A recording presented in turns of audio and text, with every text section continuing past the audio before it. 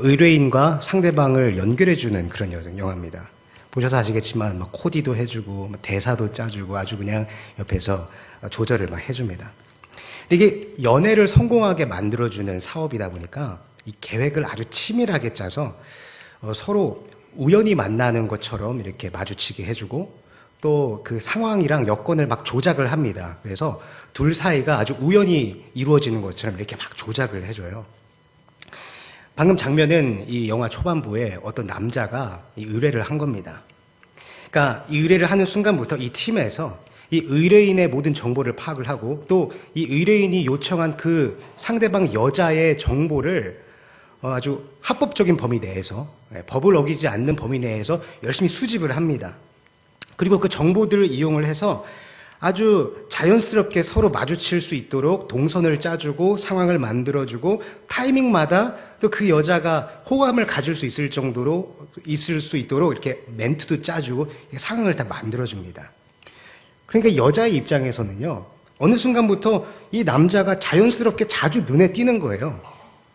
그러면서 계속 이게 특별하고 뭔가 미묘한 이런 감정이 싹틀 만한 상황을 계속 이렇게 만나는 겁니다. 근데 이 여자가 보기에는 이게 너무 자연스럽고 이게 우연으로 만나다 보니까 그냥 이거 뭐지 하면서 우연으로 여기다가 이게 계속 되다 보니까 분위기가 묘해지고 마치 운명처럼 생각을 하면서 이 둘이 이어진다는 그런 내용입니다. 뭐 영화니까 가능하겠죠. 뭐 옛날에 연애하실 때 생각이 떠오르십니까? 이처럼요, 우리는요, 똑같은 일이라고 하더라도 우리가 전혀 예상하지 못했던 순간에 우연히 일어나면 예상했던 것보다 훨씬 더 효과가 크게 일어나는 것 같습니다. 왜 자주 보는 사람이라 하더라도 길거리에서 우연히 만나면 더 반갑잖아요. 그리고 나한테 전혀 필요 없는 물건이라 해도 경품에 당첨되면 괜히 기분이 좋습니다. 이것처럼 우리는 우연히 일을 당하면 참 기분이 그냥 안 그런 것보다 더 효과가 좋은 것 같아요. 또 반대로 아주 우연하게 내가 예상치 못한 안 좋은 일을 당하게 되면 훨씬 더 기분이 안 좋아지죠. 제가 이런 말씀을 드리는 이유는 성경에도 우리가 보기에 우연처럼 여겨지는, 그렇게 우연으로 일이 진행되는 것처럼 보이는 일들이 많이 발견되기 때문입니다. 오늘 본문도 대표적으로 아주 기가 막힌 타이밍에 우연적으로 바로와 모세가 만나는 장면 아니겠습니까? 이 본문은 2주 전에 부활절 오예배 때 제가 함께 나눴던 말씀인데요. 기억하시죠? 전혀 기억을 못 하시는 것 같은 눈빛인데, 어제 일도 기억이 안 나는데 무슨 2주 전 일을 부르고 있어, 이런 표정인 것 같으세요?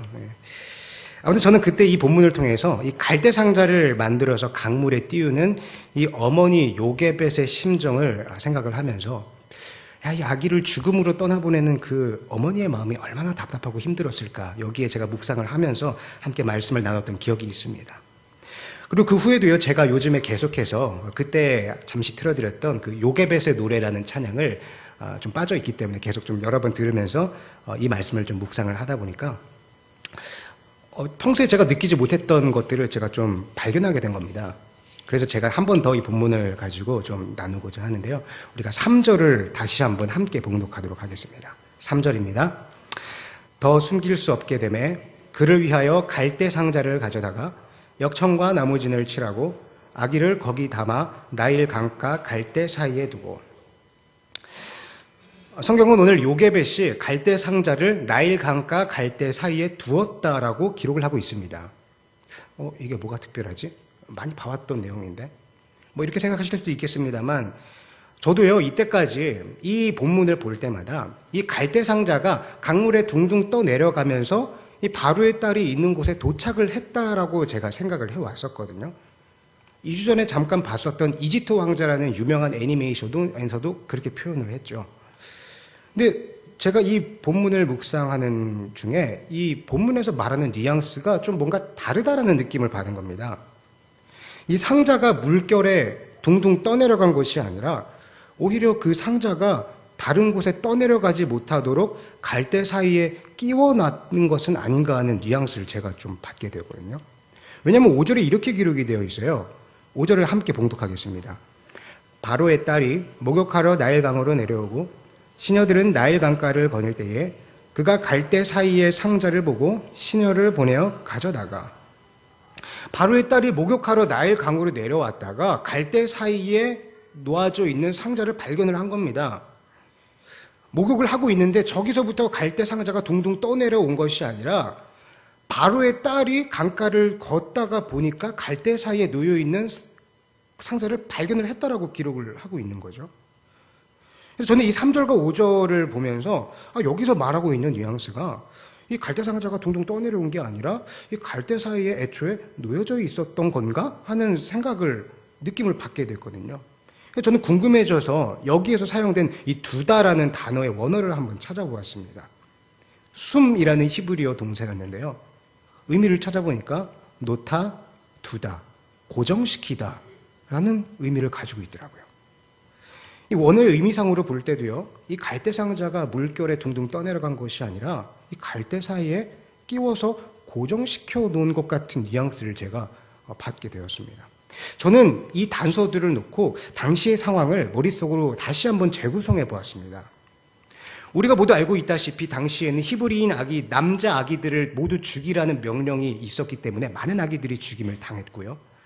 요게벳은 자신이 낳은 아기를 차마 죽도록 내버려 둘 수가 없어서 석 달 동안 몰래 길렀죠.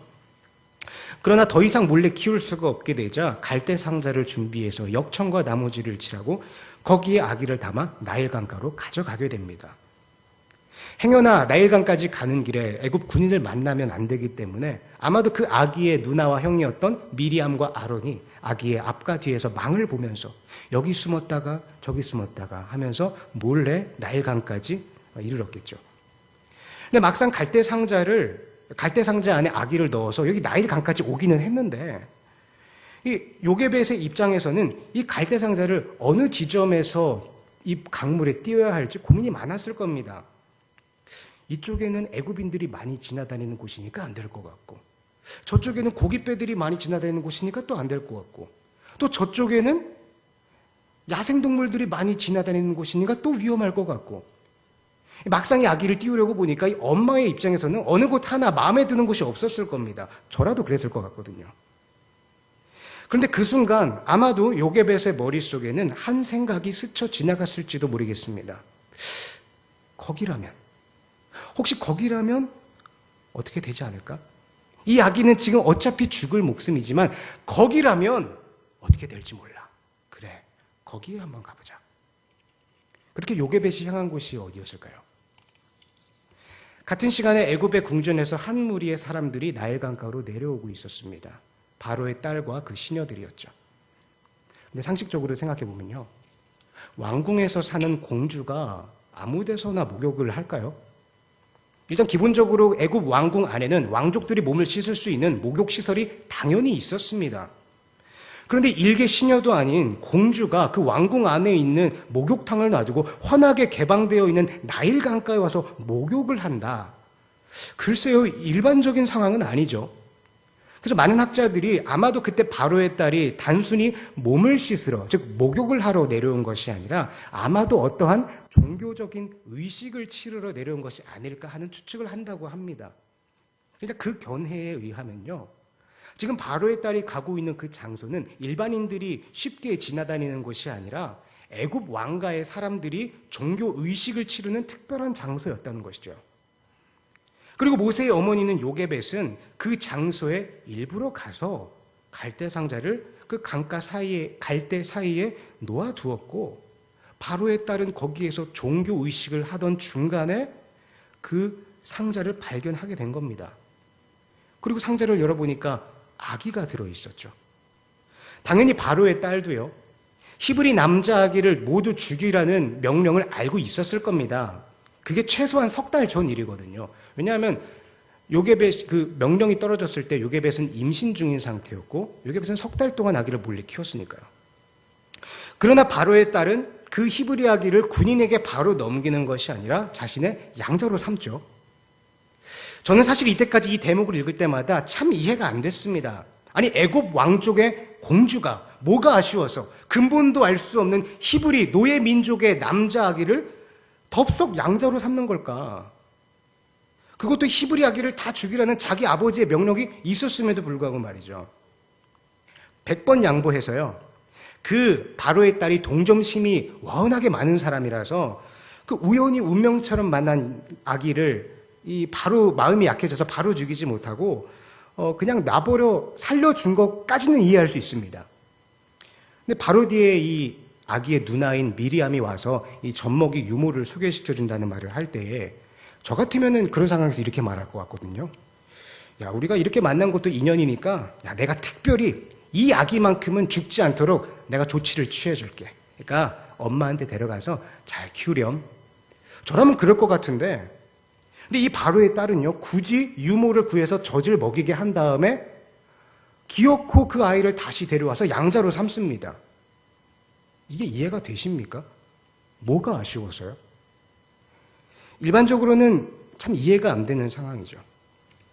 그런데 만약에요, 지금 이 바로의 딸이 단순히 목욕을 하고 있었던 것이 아니라 어떠한 특별한 종교의식을 하고 있었던 것이라면, 그리고 그 의식의 내용을 구체적으로 확인할 방법은 없지만 만약에 그 의식의 내용이 어떤 애굽 왕조의 미래에 대한 신탁이었다든가 아기에 대한 내용이었다든가 히브리 민족에 대한 예언이었더라면 어떻게 되었을까요?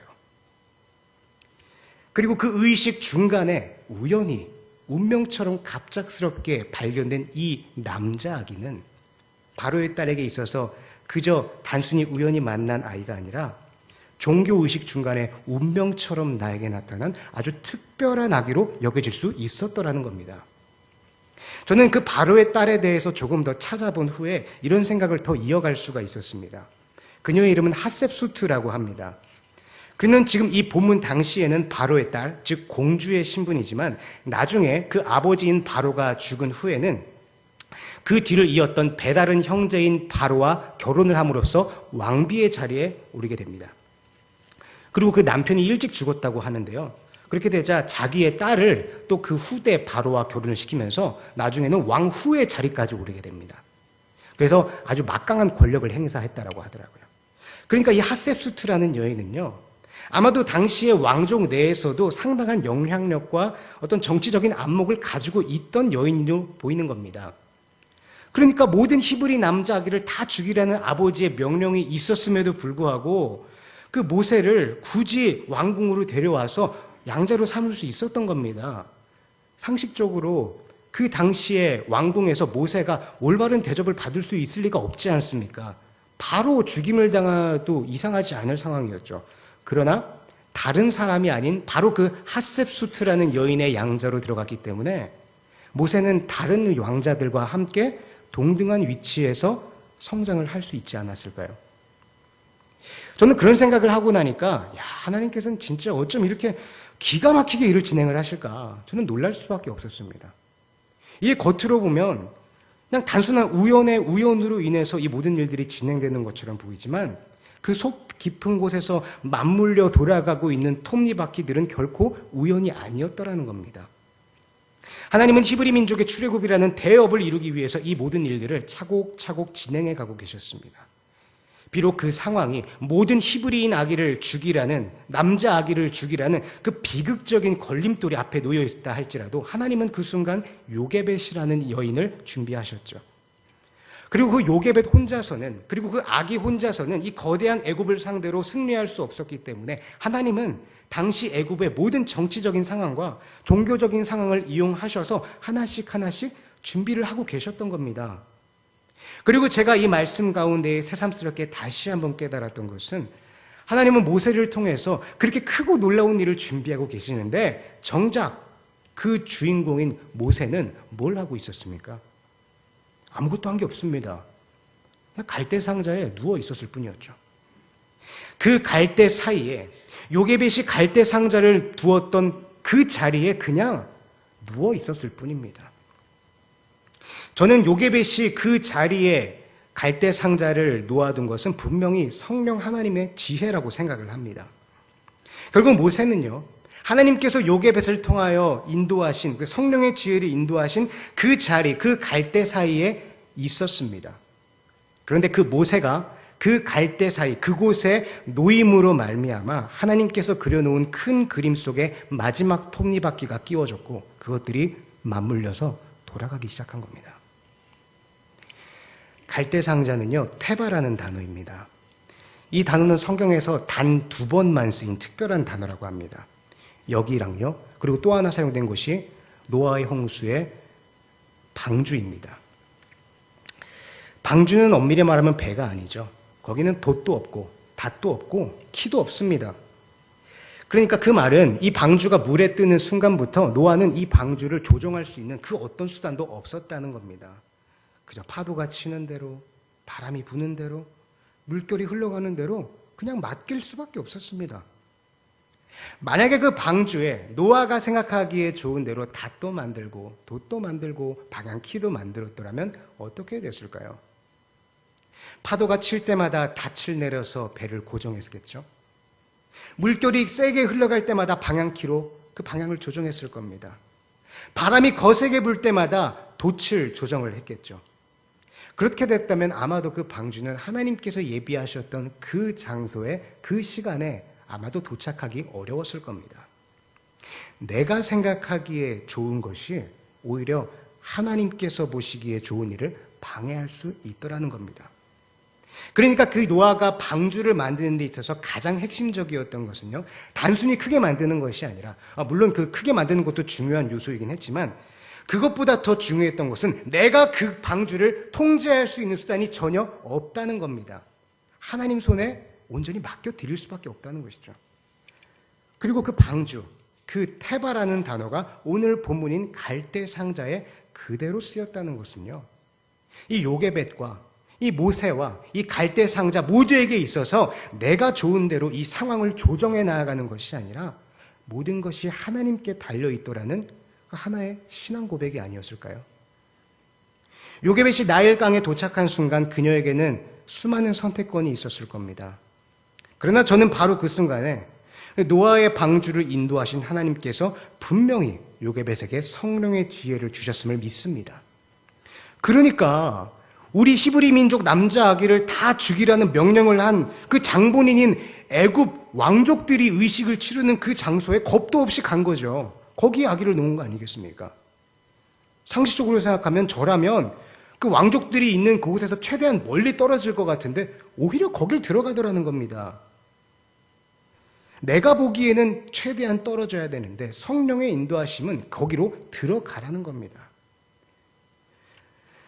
그런데 그렇게 이해되지 않는 하나님의 인도하심 앞에 내가 생각하기에 좋은 모든 것들을 내려놓고 순종하는 것, 저는 그거야말로 그 하나님의 큰 그림을 완성시키는 가장 중요한 톱니바퀴이자 요게벳의 전 인생을 걸었던 헌신의 순종이 아니었을까요?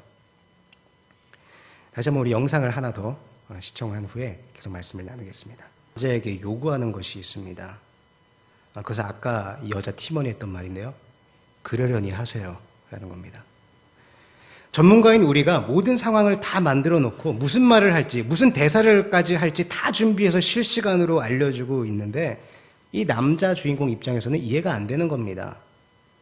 내가 보기엔 머리 스타일이 2대8이 더 좋고 안경은 벗는 게 좋고 내가 생각하기엔 그런데 렌즈도 없는 안경을 뭐하러 써야 되냐는 거죠.